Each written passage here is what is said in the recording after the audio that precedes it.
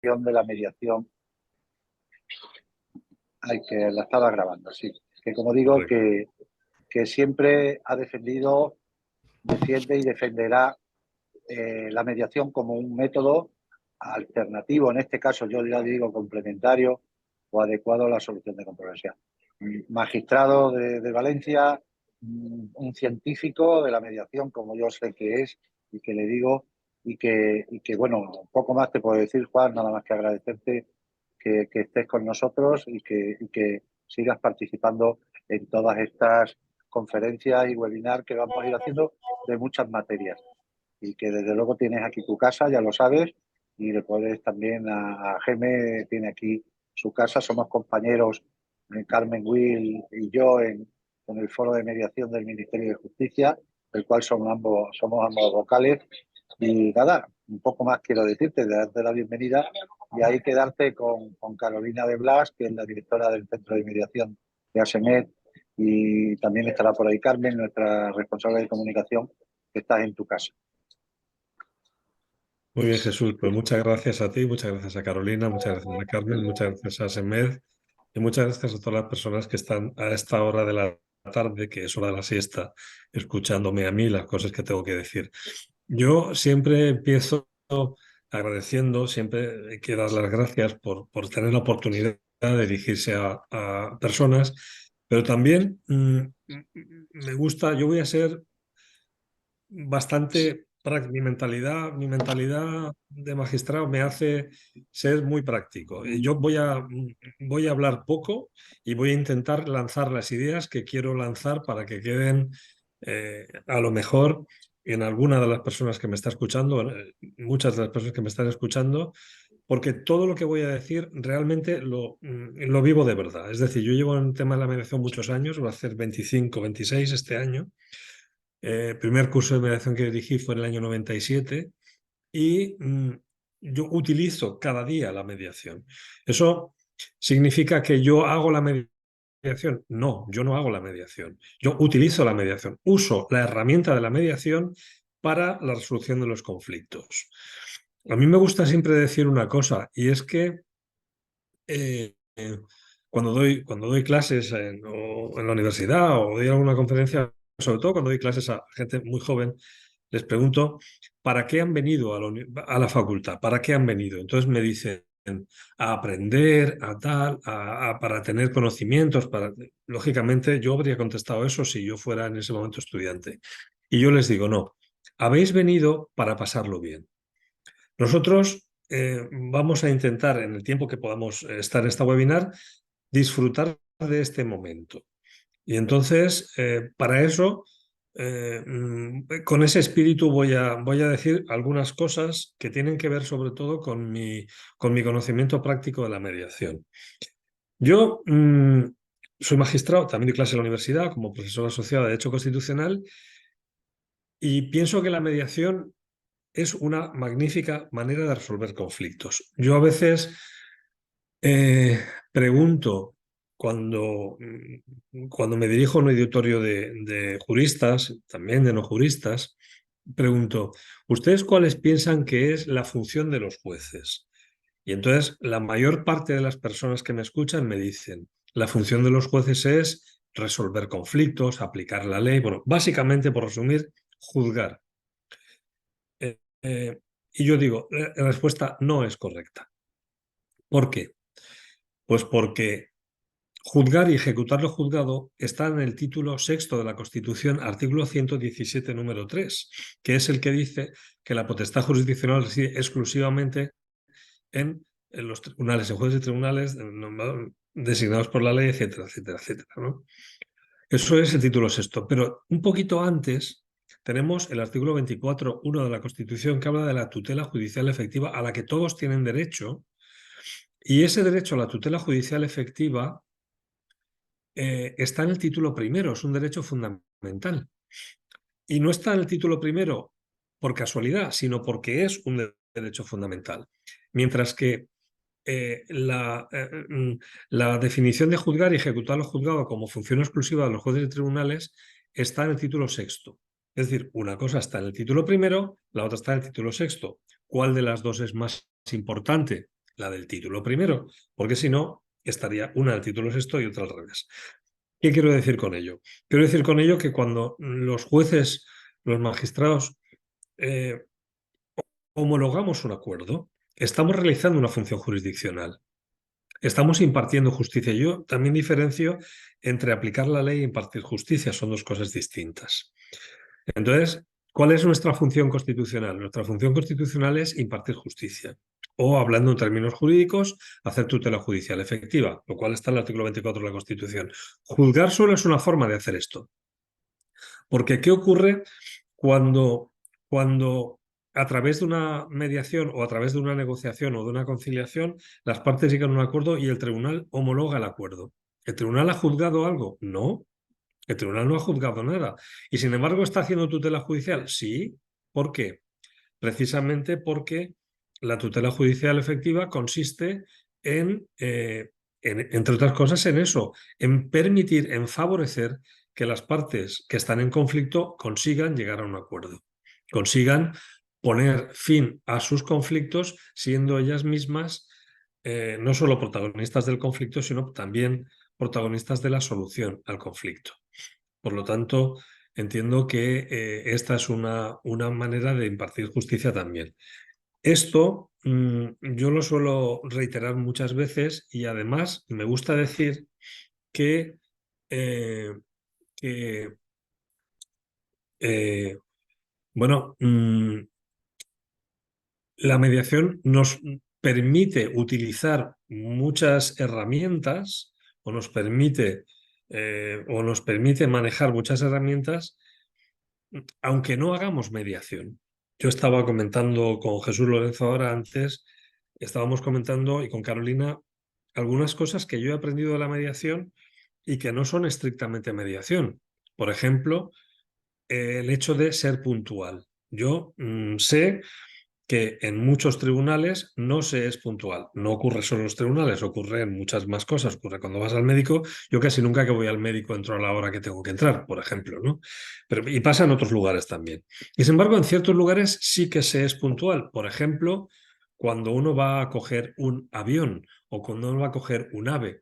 Ahí, como llegues un poco tarde, lo pierdes. De tal manera que la gente es puntual para unas cosas sí y para otras no, lo cual resulta un poco curioso, ¿no? Porque o se es puntual o no se es puntual. En ese sentido, entiendo que la mediación lo que a mí me ha permitido, desde luego, por la empatía, por esta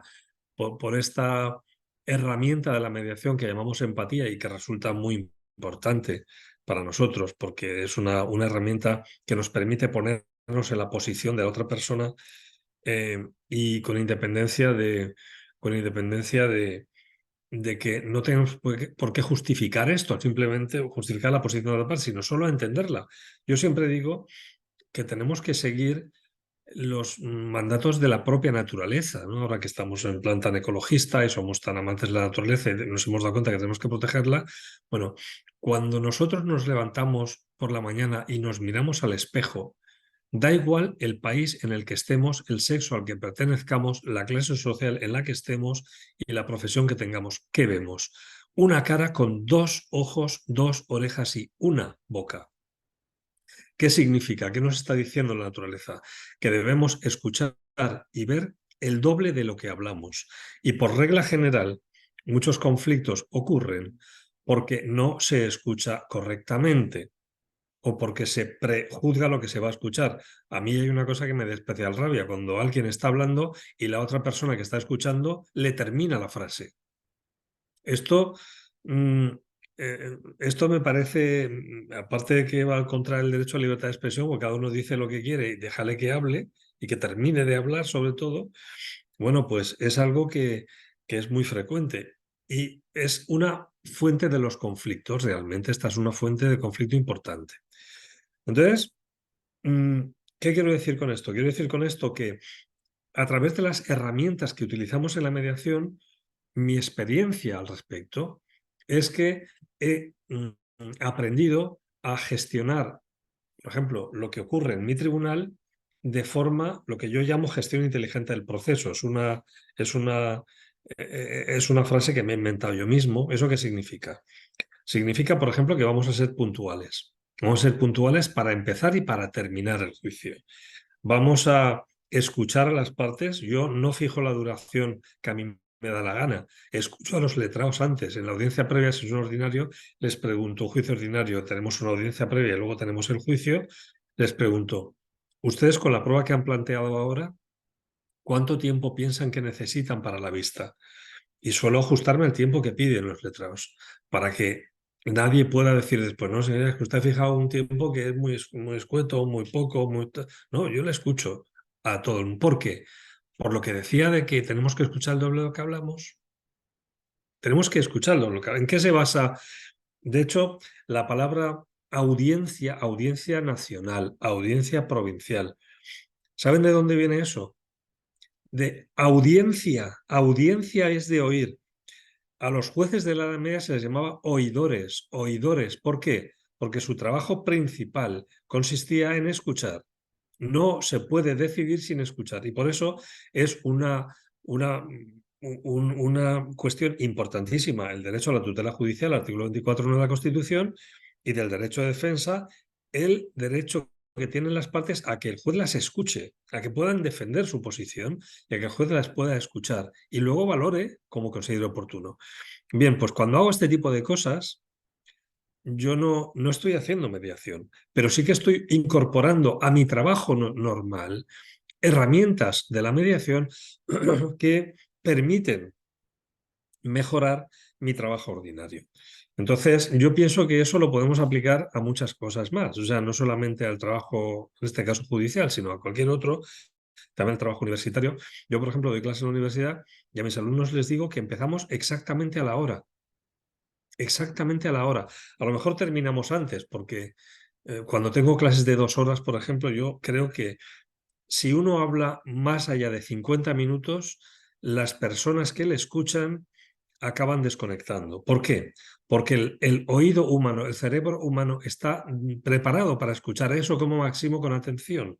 Por encima de ese tiempo ya no se escucha con atención. Por lo tanto, ya no es útil lo que uno está diciendo. Y uno habla para que le escuchen. Lo decía Miguel Delibes, que le parecía muy tonto que uno hable para que no lo escuchen. O sea, esto además es de sentido común. O sea, nadie llamaría a otra persona por teléfono si la otra persona está out, está fuera de cobertura o está desconectada. Por lo tanto, por ejemplo, intento inculcar esos valores a los alumnos que tengo en la universidad. Vamos a empezar exactamente a la hora. Acabaremos antes, muy probablemente, pero vamos a empezar a la hora. Es más, a partir de esa hora nadie entra en clase. ¿Por qué? Porque están molestando constantemente, porque es una interrupción constante de personas que entran que molestan a los que sí que han sido puntuales, que estaban allí a la hora. Así que y además, porque no entiendo por qué esas mismas personas, si fueran a coger el AVE, serían puntuales y cuando vienen a la universidad no son puntuales. Es decir, o uno es puntual o no, pero no a ratitos o a tiempo parcial. O sea, unas veces soy puntual y otras veces no. Bien, bueno, pues esto yo lo he aprendido de la mediación. He aprendido también de la mediación a tratar, esto no haría falta aprenderlo de la mediación porque es una cosa de educación, pero a tratar con educación a todo el mundo. A todo el mundo quiero decir todo el mundo, o sea, letrados, procuradores, profesionales, testigos, peritos, naturalmente a mis propios funcionarios. O sea, ¿por qué? Pues porque pienso que es lo que me gustaría a mí que me hicieran si yo fuera abogado, testigo, perito, etcétera, etcétera, etcétera. O sea, simplemente eso. Y eso es una cosa que se llama empatía, es decir, lo hemos aprendido también de la mediación. Es lo que nos gustaría a nosotros que nos hicieran si estuviéramos al otro lado. Y esto yo creo que desembrutece el trabajo. Si uno piensa en su trabajo y no se pone en la piel de los que están al otro lado, cómo reciben lo que uno hace, pues entonces uno, yo creo que no hace bien su trabajo. Es mi opinión, ¿eh? Es mi opinión. Yo pienso que uno no hace bien su trabajo.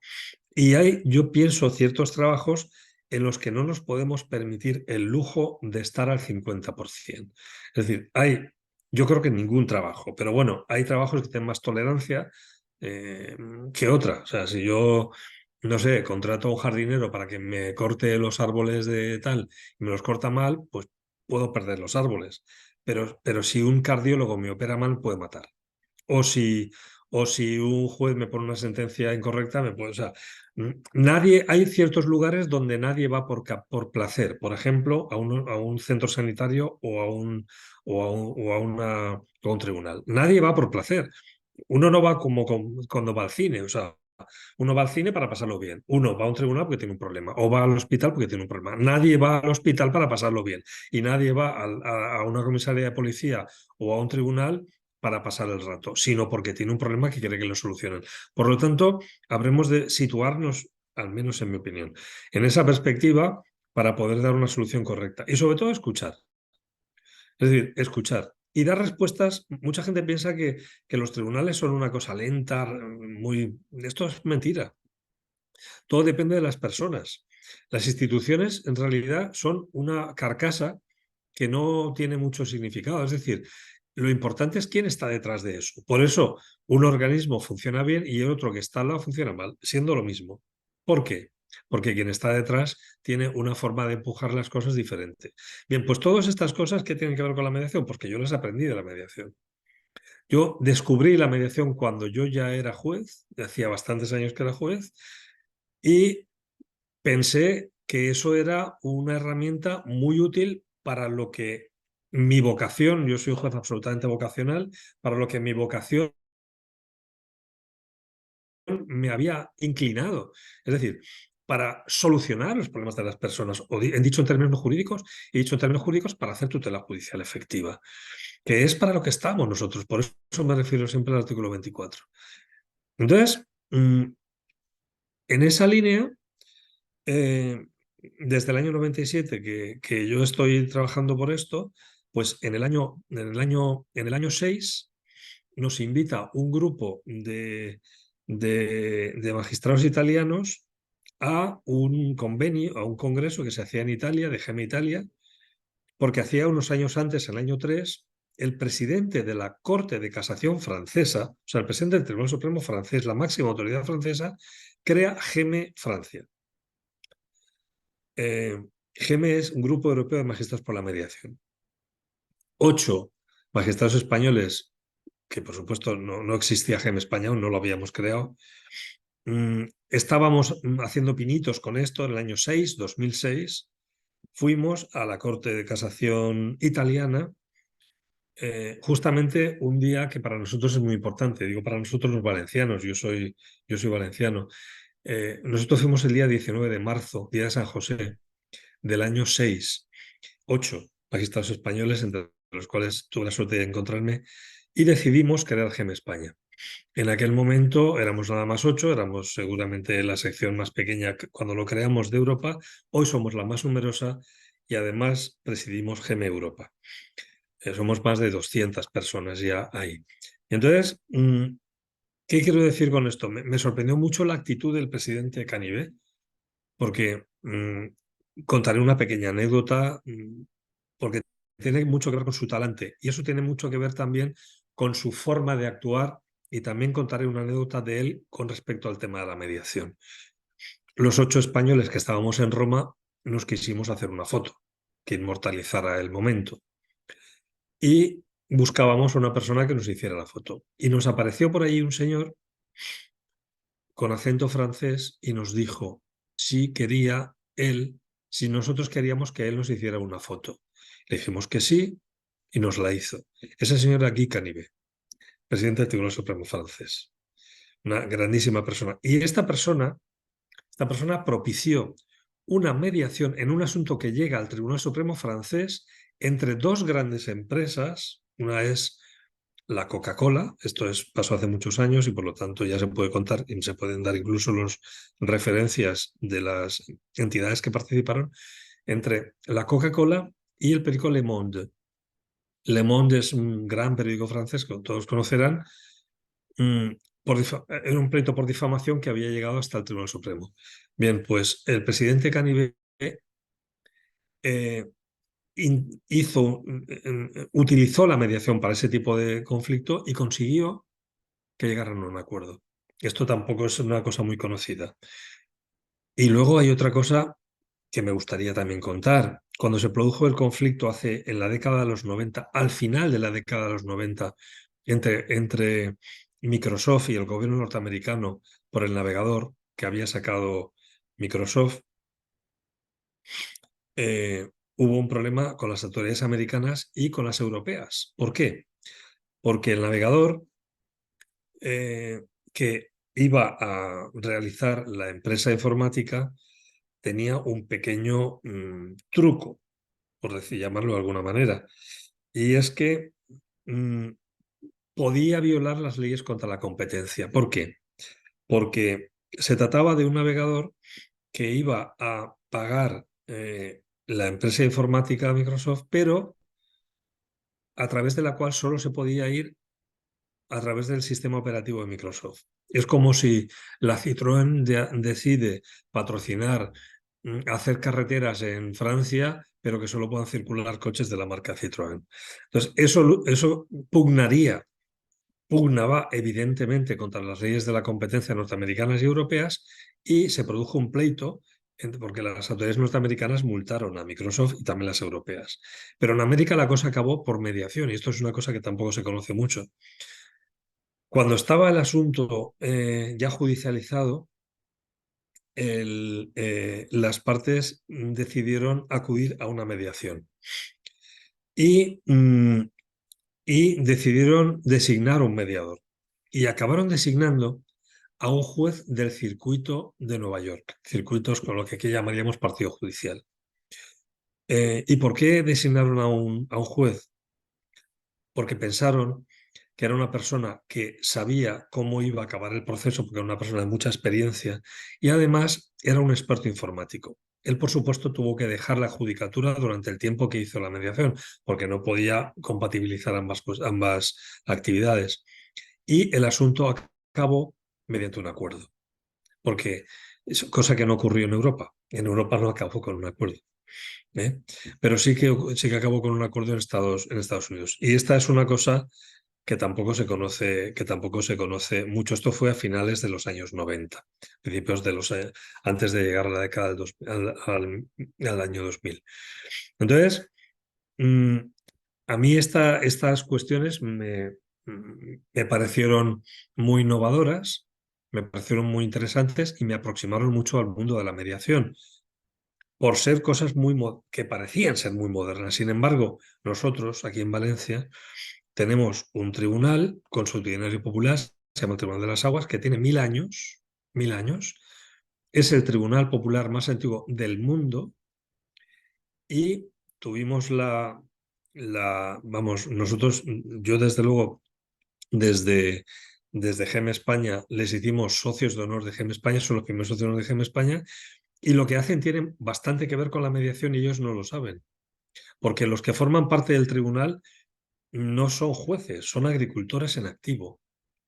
No son personas que tengan conocimientos jurídicos. Ellos tienen letrados en cada una de las acequias, son 7 acequias, que son las que riegan lo que se llama, o sea, digamos, los alrededores de la ciudad de Valencia, la huerta de Valencia, eh, la comarca del Horta, que es la que está cerca, más próxima a la ciudad, no en otros territorios, que ya hay otros jurados de riegos, porque el Tribunal de las Aguas no deja de ser un jurado de riegos, pero ha mantenido su, su proyección durante 1000 años y ahora es el tribunal más antiguo del mundo.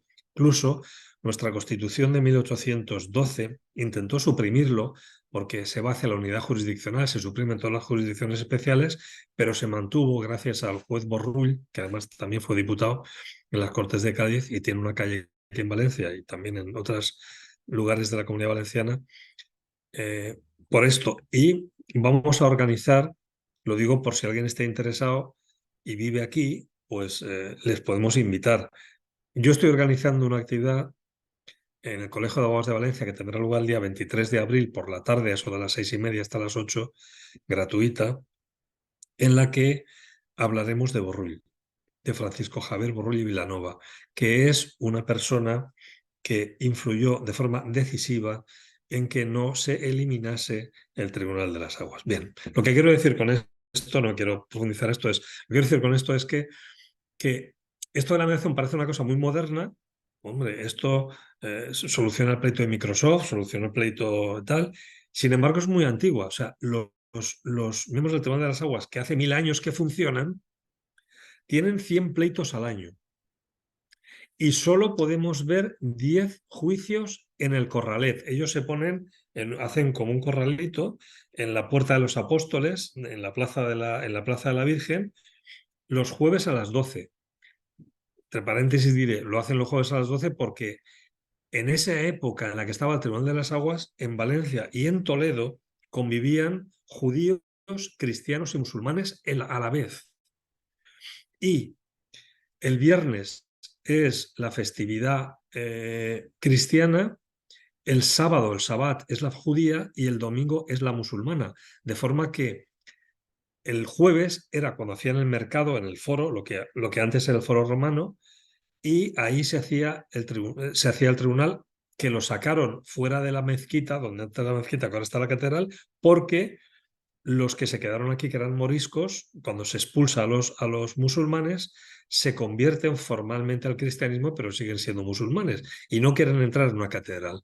Por esa razón se hace en la calle, se hace en la puerta de la catedral y por eso se hace el día de mercado. El día de mercado era los jueves porque viernes, sábado y domingo era festividad de cristianos, judíos y musulmanes. Bien, dicho lo cual, ¿qué quiero decir con eso? Que tienen 100 pleitos al año de aguas. Sin embargo, si ustedes van a ver el tribunal, lo más probable que ocurra es que lleguen, que se constituya el tribunal y que no haya ningún juicio. Y entonces dirán, pues esto es un espectáculo. No, eso no es ningún espectáculo. La justicia esa es completamente oral.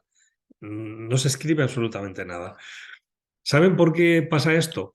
Pues porque de los 100 pleitos que tienen, 90 se resuelven por acuerdo de las partes previamente al juicio. ¿Por qué? Porque utilizan, más que la mediación, ahí utilizan la conciliación.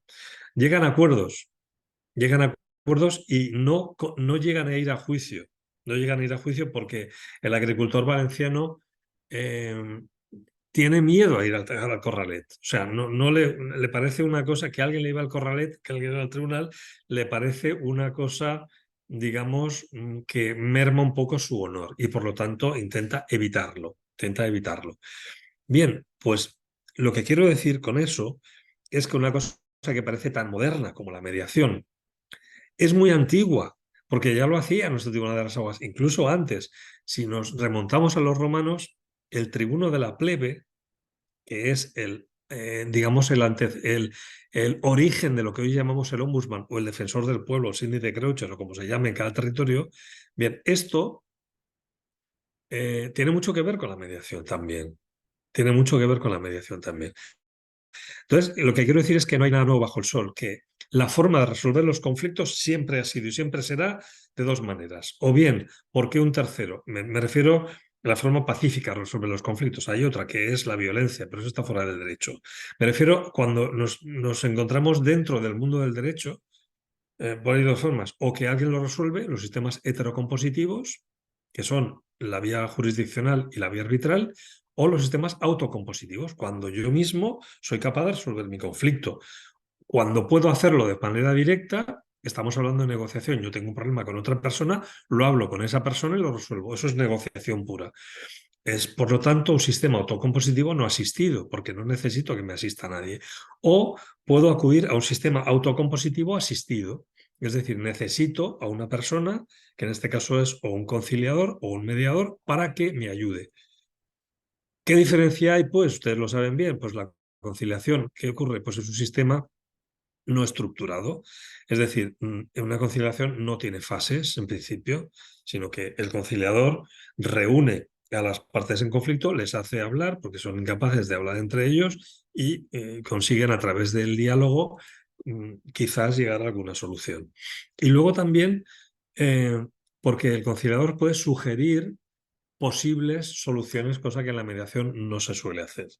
¿eh? No se suelen sugerir soluciones y en la conciliación sí. Esto es la ortodoxia de la conciliación y de la mediación y luego cada conflicto exigirá adaptar esta situación al caso concreto en el que estamos, como un traje a medida lo hacemos adaptándonos al cuerpo en el que se tiene que poner como un traje neopreno, ¿no? Pero esto es así. Y cuando vamos a una negociación asistida, estructurada, entonces estamos hablando de mediación. Mediación que, si hablamos de la escuela de Harvard, por ejemplo, que es mucho más directiva, tiene diversas fases, hasta 7, ustedes lo saben perfectamente, con el objetivo de alcanzar un acuerdo.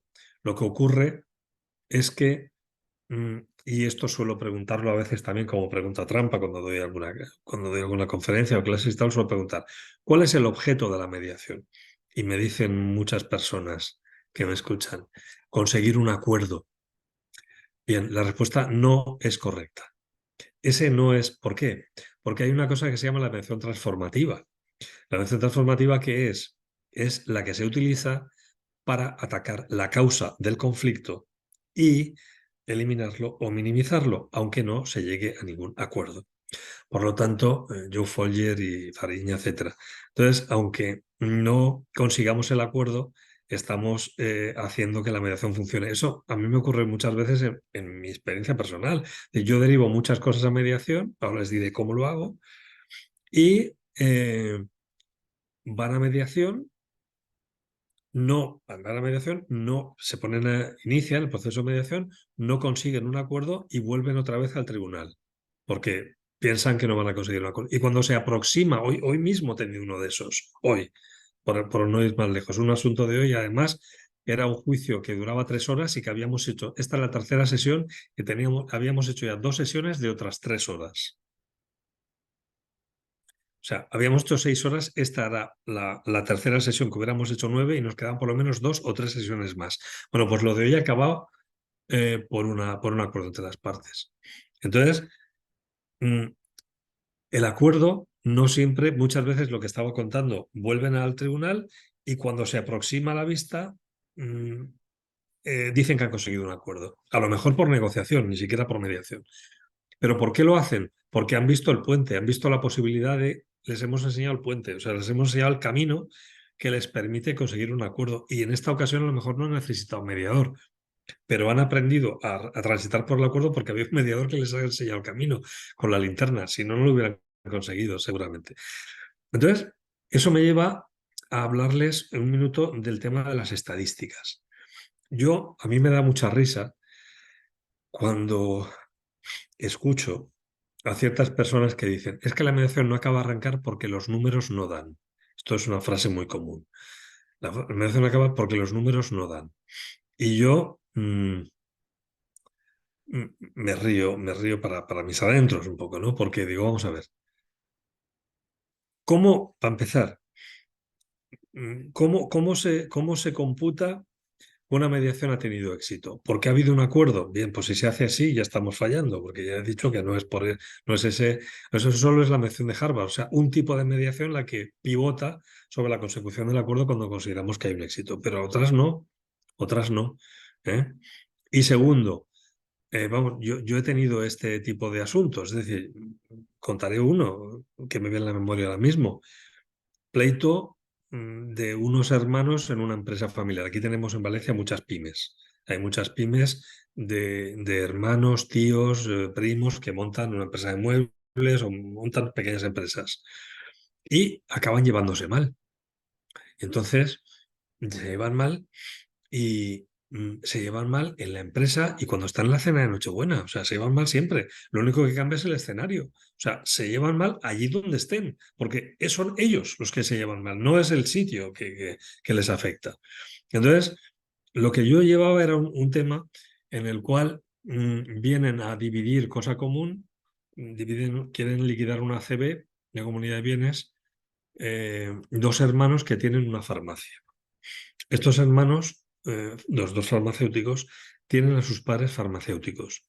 Los padres farmacéuticos, como ven que sus hijos estudian farmacia y aprueban farmacia, cometen un error, que es montarles una farmacia. Pienso yo que es un error. ¿Por qué? Porque creo que la gente tiene que trabajarse sus cosas, no que se lo regalen. Pero bueno, no entremos ahí. Entonces, les montan la farmacia.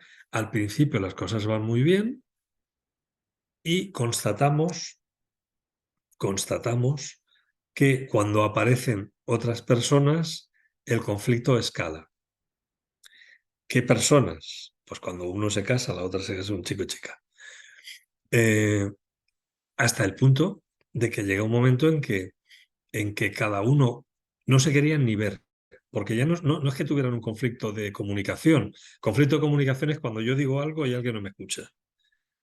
Típico conflicto de comunicación.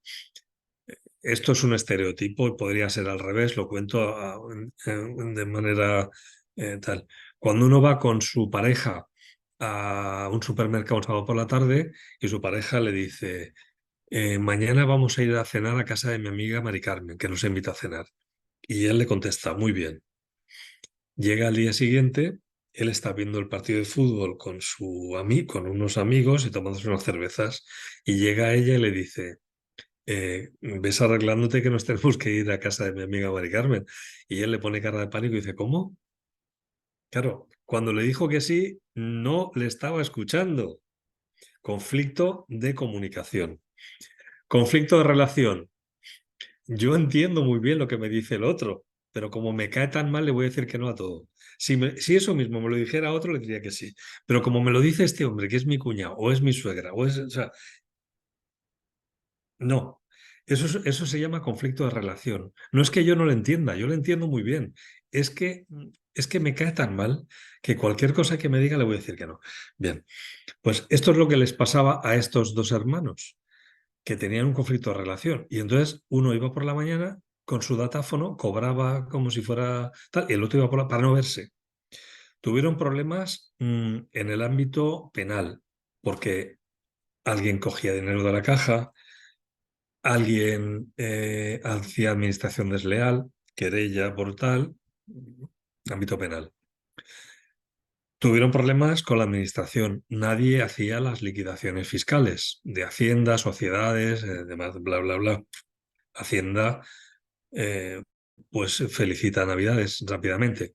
Y entonces hay recurso contencioso administrativo contra la sanción que pone Hacienda por no haber hecho la declaración. Ya tenemos dos jurisdicciones.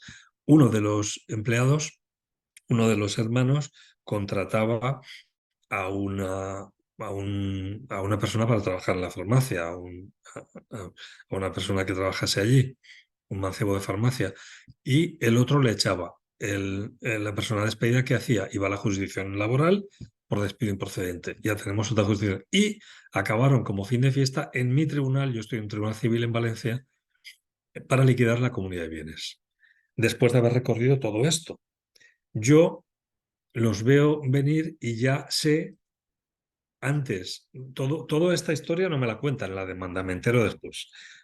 Yo ya sé que tienen un conflicto de lo que yo llamo conflicto iceberg. Yo soy muy malo dibujando, pero les pongo un ejemplo para que se lo imaginen. Imagínense ustedes un iceberg que es un gran trozo de hielo donde una parte está cubierta por las aguas y otra no está cubierta por las aguas.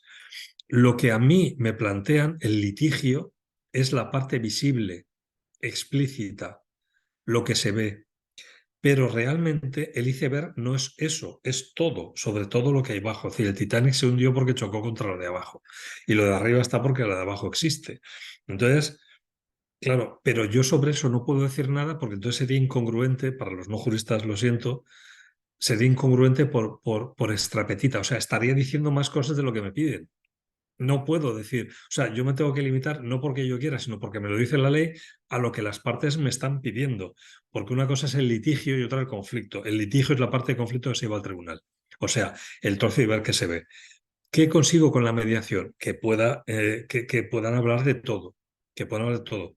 ¿Mm? Aunque a mí no me lo cuentan, pero puedan hablar de todo ante el mediador y consigan un acuerdo que resuelva todo su conflicto, no solo el litigio.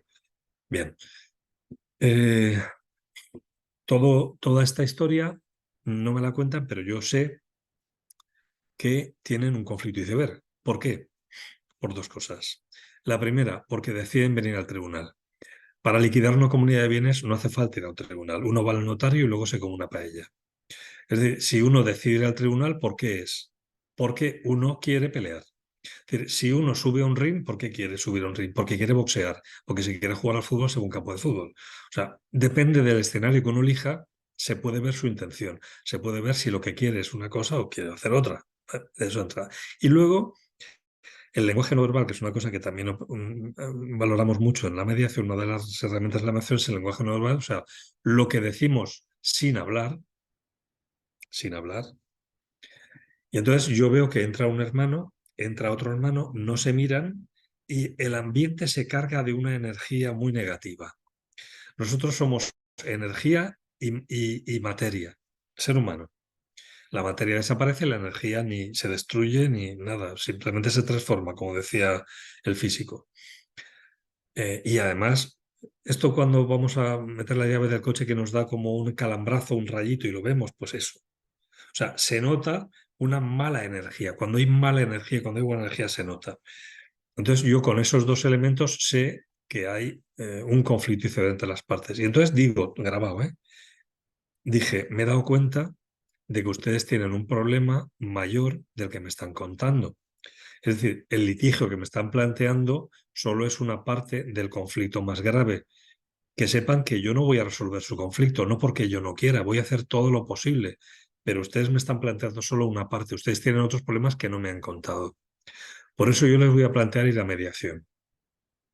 Fueron a mediación, yo les derivé a mediación, fueron a mediación, naturalmente lo que ocurre en la mediación es confidencial, secreto, no me lo cuentan a mí solo me cuentan si hay acuerdo o si no hay acuerdo, pues si quieren que lo homologue o no, y en este caso consiguieron un acuerdo global, un acuerdo que tenía que ver con mi proceso y otro acuerdo que no tenía que ver con mi proceso. Obviamente yo solo homologo lo de mi proceso, lo demás o lo elevan a escritura pública si quieren que se ejecute, tenga fuerza ejecutiva o es un contrato que tiene fuerza entre las partes. Pero yo no voy a homologar otras cosas que no forman parte de mi litigio. ¿Por qué? Porque no soy competente para eso. Entonces, al final, lo que a mí me tocaba, la farmacia, si hubiéramos hecho la tramitación habitual, por llamarla de alguna forma, del procedimiento, habría sido subastada y se habría mal vendido. Los dos habrían perdido la farmacia, nadie habría ganado, los dos habrían perdido. En este caso, uno compró la farmacia, la mantuvo su negocio, se quedó mucho más tranquilo porque perdía de vista a la persona que le estaba poniendo muy nervioso y a la otra también, y el otro pudo con ese dinero montar otro negocio y ya está. Y luego pactaron otras cosas que tenían que ver con el cuidado de los padres, tal, pero eso ya no me correspondía a mí. Pero yo sí favorecí que fueran a resolver estas cuestiones también a través de un proceso de acuerdo. Bien, eso habría terminado de una manera diferente si yo no hubiera derivado a mediación. Entonces yo derivé a mediación porque pensaba que la mediación es una forma de hacer tutela judicial efectiva. Es decir, creo que eso fue una buena forma de impartir justicia. Les voy a contar mm, por mi deformación profesional que tiene que ver con los casos. Un caso que tuve en una ocasión que tiene que ver con el ámbito penal cuando yo era juez de instrucción, ahora ya no, ahora soy juez civil, que me pareció especialmente interesante. Y era lo siguiente. Yo estaba en una ciudad cerca de aquí, de Valencia, se llama Torrent, es una población de más de 100.000 habitantes, está pegada a Valencia, se une por autovía, prácticamente está al lado, y yo era juez de instrucción ahí. Y entonces se produce un atropello en la avenida principal, la que sube al Verat, a una zona de bosque, de restaurantes y tal.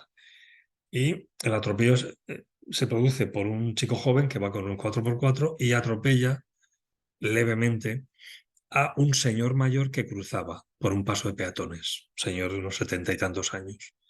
No le hace mucho, pero sí que el señor cae al suelo, se rompe el reloj, se rompe las gafas, un poco la cazadora, le hace una raspadura y el joven para, se disculpa, le dice, disculpe usted, perdone, yo no lo he visto, pero no se preocupe usted, para eso están las compañías de seguros. O sea, el hombre muy amable, le da mucha confianza al señor y le dice, mire, y ahora voy a llamar a la policía y a la ambulancia para que usted lo atiendan.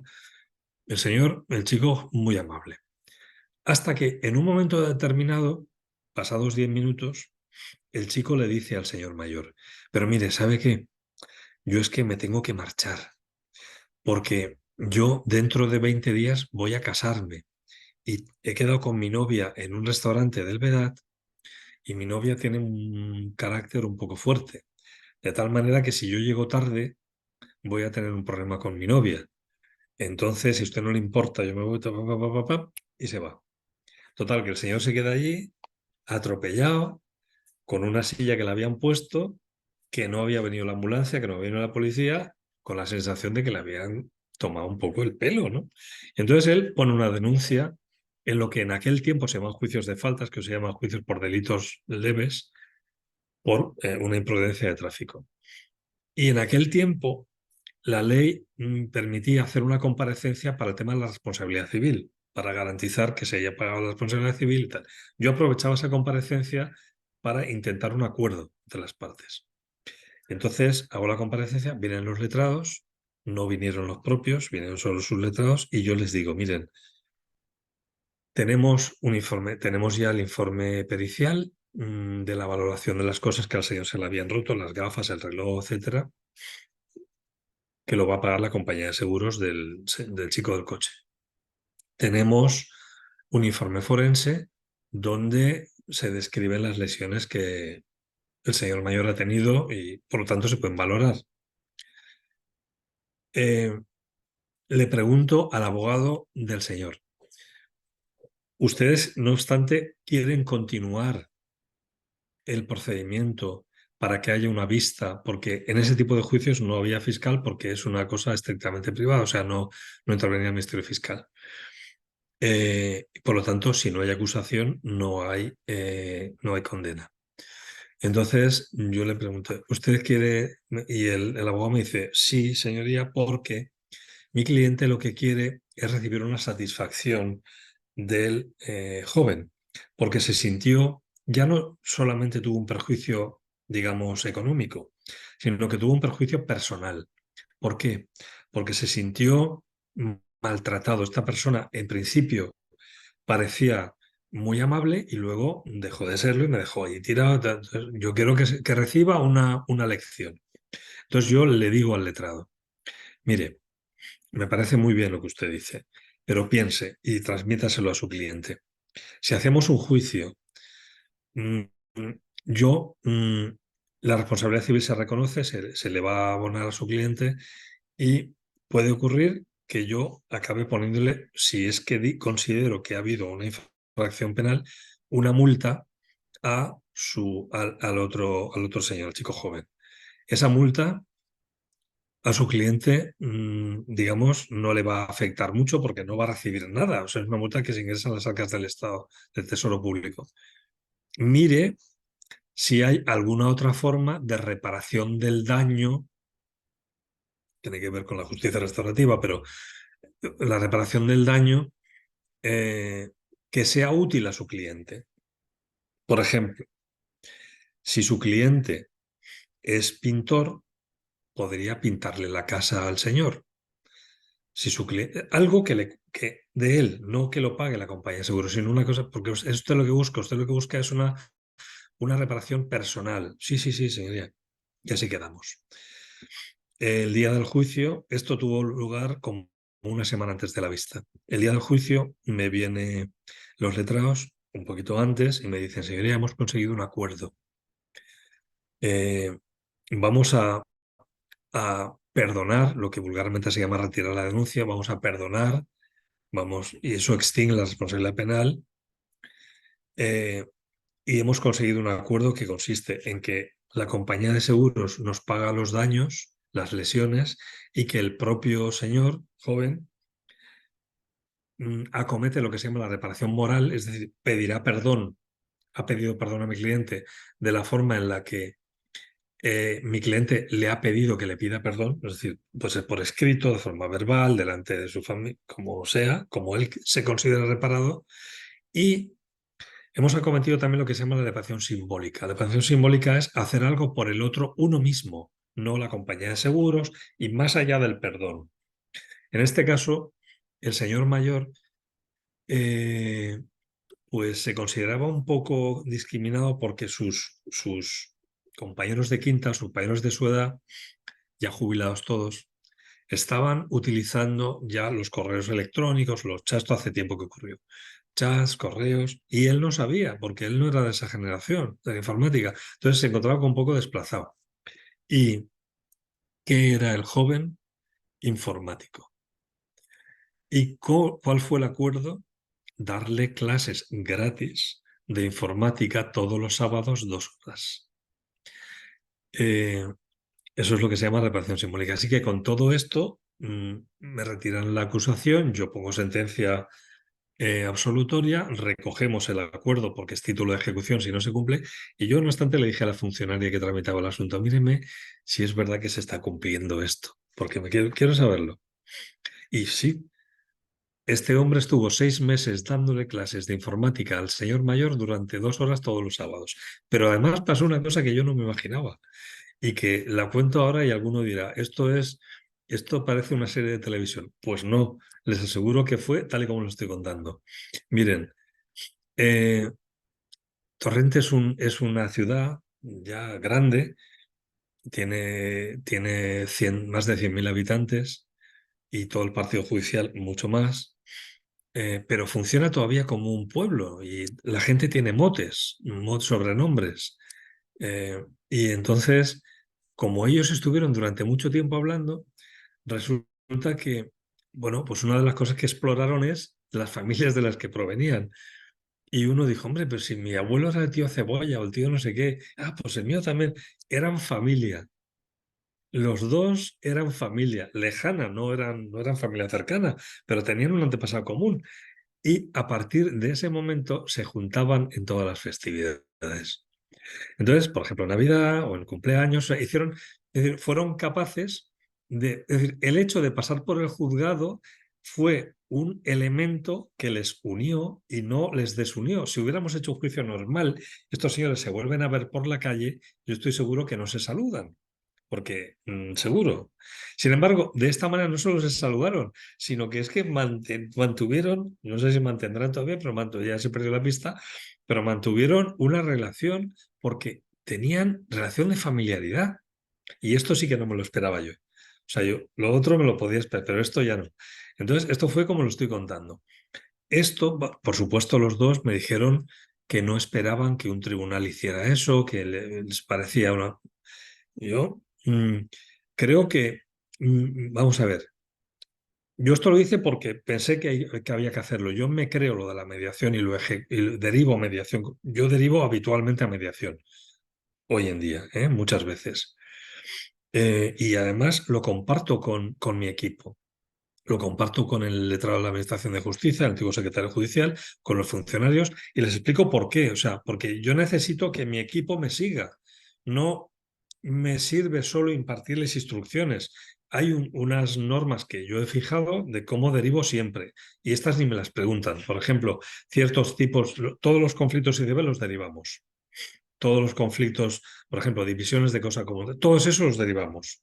Eso ya ni lo veo, ¿no? No hace falta que lo vea. O sea, cuando hay un conflicto de ese tipo, se deriva. Y además, me da igual que lo derive yo a que lo derive el AJA. Es que me da lo mismo. O sea, lo importante es que se derive, no quién lo derive. No es importante quién deriva, sino qué es lo que se deriva y para qué sirve. Al menos es como yo lo veo. Entonces, lo que hago es contaminar al equipo que trabaja conmigo para que ellos entiendan que esa es una forma de tutela judicial efectiva y por lo tanto una manera de solucionar los conflictos. De todas maneras, como dice, como dice mi buen amigo Emilio Calatayud, al que por cierto he invitado alguna vez, joder, menos de Granada, que conocerán supongo, lo he invitado alguna vez aquí a Valencia a alguna jornada sobre mediación que yo he dirigido y que no es andaluz, él es de Ciudad Real, pero tiene un humor un poquito de Ciudad Real, un poquito de... Entonces, él, que además es muy aficionado a las redes sociales, siempre dice, hace vídeos en YouTube y tal, y dice, de todas maneras, esto es mi opinión. Eh, Todo lo que yo he dicho es opinable y todas mis sentencias son recurribles, así que no he dicho nada. Y eso mismo digo yo ahora, porque veo que quedan 5 minutos para 1 hora, no quiero cansarles. Mi tiempo máximo, yo puedo estar hablando 5 horas, ¿eh? Lo que pasa es que no estoy seguro de que me quieran escuchar 5 horas. Entonces, prefiero acabar y recibir las preguntas que me quieran hacer. Y muchas gracias por escucharme. Muchas gracias, Juan. Todo un placer escucharte.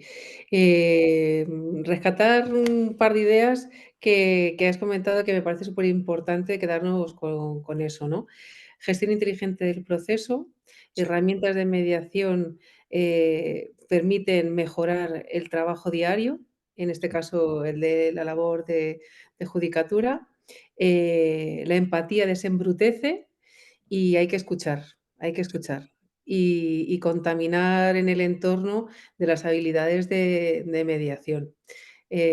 Muchísimas gracias por tu exposición, por tenernos aquí en este espacio de Mediando con ASEMED, así de forma muy, muy cercana y muy operativa, diría yo.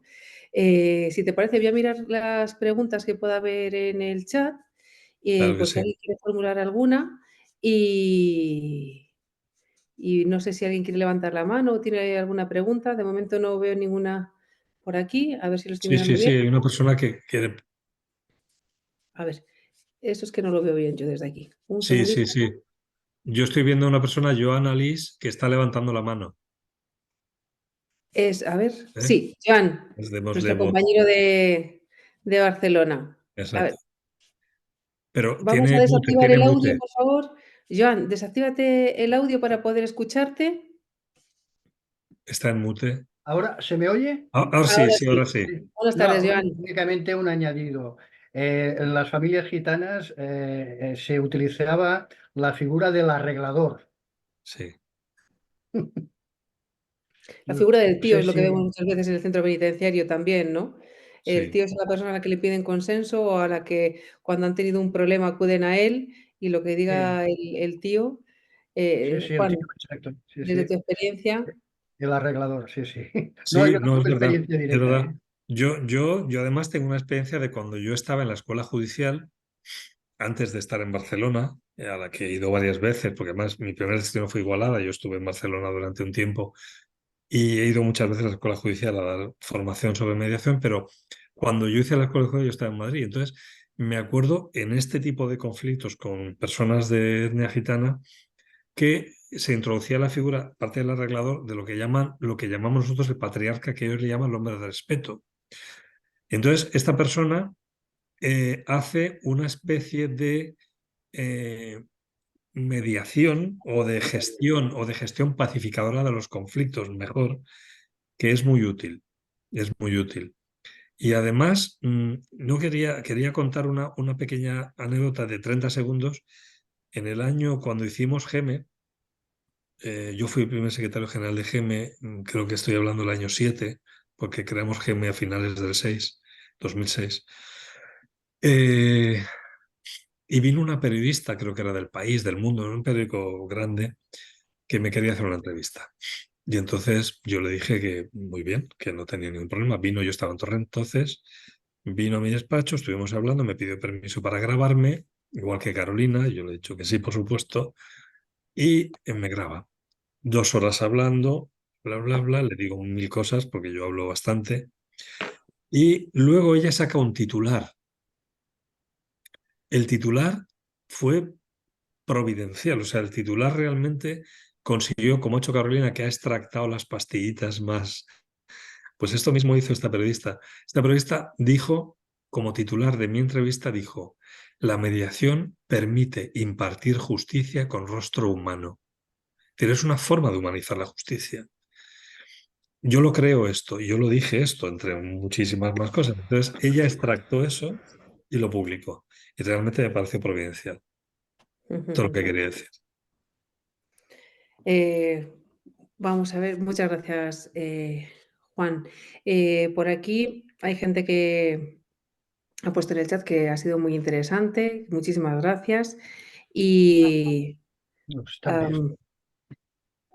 am, espera, No, no, no, ya ya, bueno. he acoplado el sonido.